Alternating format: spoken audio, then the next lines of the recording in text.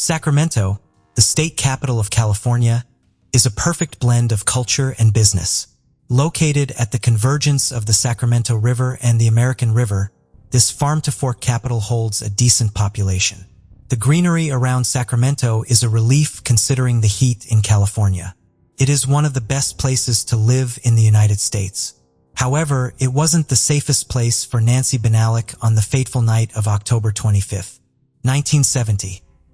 The night brought a cloud of darkness into the Benalik family by turning their world upside down. Nancy Marie Benalik was born on June 13, 1942 in Nevada, California. Around 1970, 28-year-old Nancy was living with her cat in an apartment complex on Arden Way, Bell Street in Sacramento. Apartment number 17 is where Nancy lived, and it was a beautiful second-story apartment. She was working as a court reporter in the Sacramento District Court. Now we do not have much information about Nancy's family, but she did have a sister, Linda, who loved, adored, and pampered Nancy all the time. The fall of October 1970 was the happiest time for Nancy. She was happily engaged to her fiancé, Ferris N. Salami. Salami, being the chief public defender in the Sacramento District Court, the same courthouse where Nancy worked, was well settled in his life. Set to marry just after a month on November 28, 1970, this happy couple was spending a lot of time together during this time. One fateful October night, Nancy Benalik and Ferris Salami went out for dinner. After spending the evening together, they returned to Nancy's apartment and chatted for some time. Once Nancy fell asleep, Salami decided to go to his own home. The clock showed 11:30 p.m. when Salami left the Bell Street apartment. He left the sliding glass door open just a bit so that Nancy's cat could go in and out overnight. It was Nancy's habit, which he simply just followed that night. Never in his mind had the thought occur that that was the last time he would see his fiancée. But indeed, it was the last time that anybody ever saw Nancy Marie Benalik alive. Eventually, coworkers grew worried when Nancy did not show up for work on the morning of October 26, 1970. It was unlike her to not show up without any notice beforehand. Nancy's coworker and friend, Yoella Moncrief, called her son Jack to go to her apartment and check on her. He knocked on the door repeatedly, but no one answered. That was when panic started, and Jack rushed to the building manager for help. Initially, the manager was hesitant, but after narrating the situation, Jack was able to convince the manager to open the door of Nancy's apartment. With a passkey, the manager opened the door and they both went inside to witness the gruesome scene that they would not forget for the rest of their lives. Inside the bedroom of Nancy Benalik's second-story Bell Street apartment, a horrific crime scene was waiting for Jack and the apartment manager as they entered.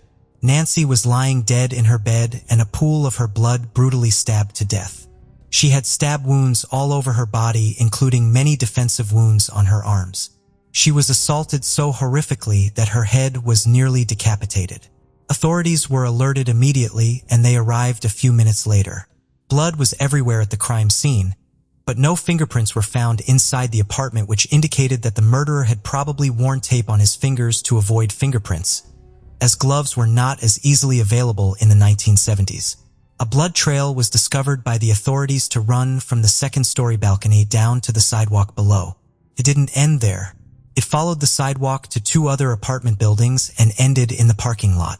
Investigators at the time believed that the murderer escaped the parking lot in a vehicle.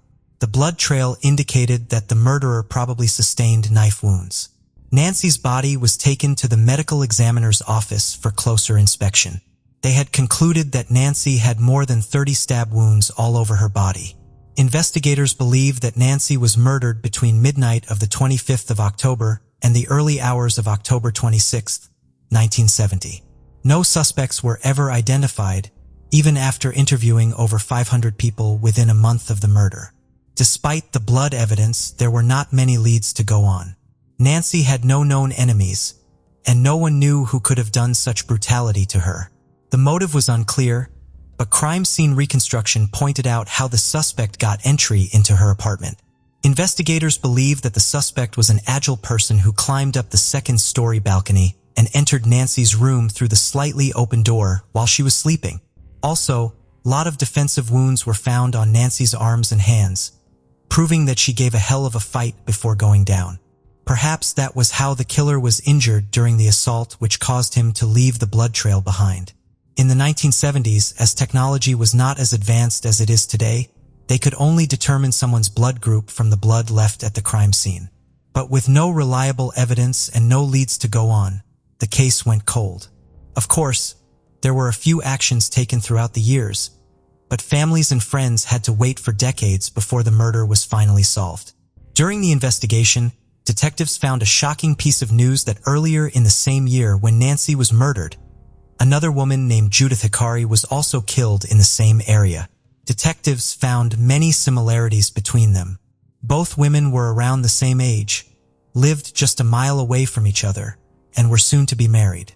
For many years, detectives believed there was a connection between the two murders. It was speculated that both women were the victims of the infamous Zodiac killer, but there was never any physical evidence to prove it. Sadly, till now, Judith Hikari's murder remains unsolved.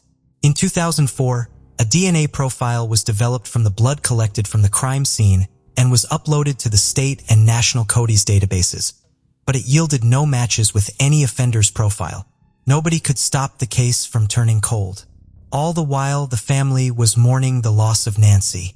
15 years later, in November of 2019, detectives from the Sacramento County Sheriff's Cold Case Team and investigators from the District Attorney's Office launched a forensic genetic genealogy investigation using the same technology that was employed to identify the notorious Golden State Killer.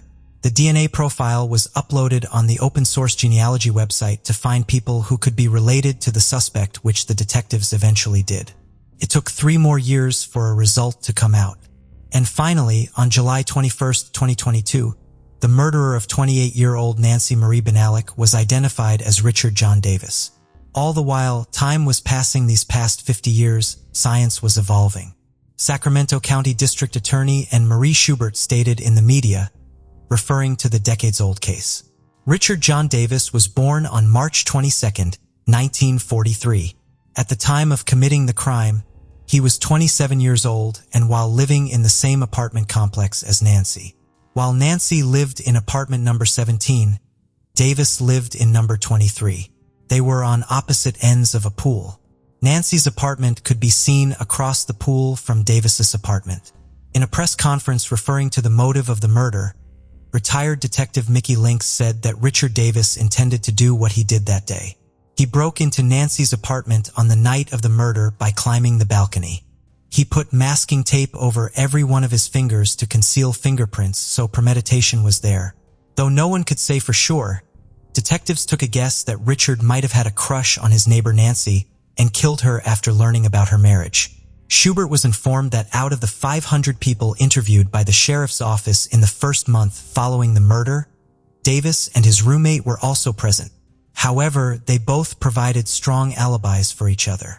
Davis had no prior convictions except for a driving under the influence charge. That was probably the reason why there was no DNA match in the CODIS database at the initial stages of the investigation. Nancy's family had lost hope that this case would ever be solved, as did Mr. Salami, Nancy's then-fiancé. Indeed, after 52 long years, the oldest cold case in Sacramento County was finally solved in 2022. Ferris Salami could never see this long-awaited day as he died of leukemia at the age of 84 on February 2, 2014. Nancy was never forgotten, Schubert said to reporters. As I told Linda and Tom, she was always at the top of the list. At the sheriff's office and our office, in the crime lab and so many other folks, has Nancy's sister Linda Cox and her husband Tom Cox listened to her speech while being seated beside her at the press conference. The perpetrator, Richard Davis, however, would elude justice as he died on November 2, 1997 at the age of 54 due to illness as a result of alcoholism. Mickey Lynx told the reporters that if the killer was alive, he would have been charged with premeditated murder. About the serial killer evading justice, Mickey Lynx regretted stating, "Sadly, there won't be any form of legal justice. But Linda and Tom, I hope this brings you, Nancy, and your family some peace."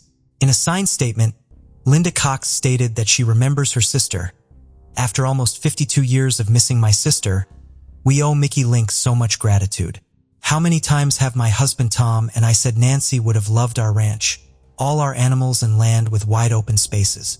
We have missed sharing our children and grandchildren so much more. Unfortunately, Nancy's family never got to see the man who took their dear one's life behind bars. Although he evaded mortal punishment, we can only hope that he had to answer for his crimes to a higher power. But in the end, Nancy's family made amends with the closure they got. Do you think if not for forensic DNA technology would this crime have ever been solved? Let us know in the comments section what your insight is into this tragic case.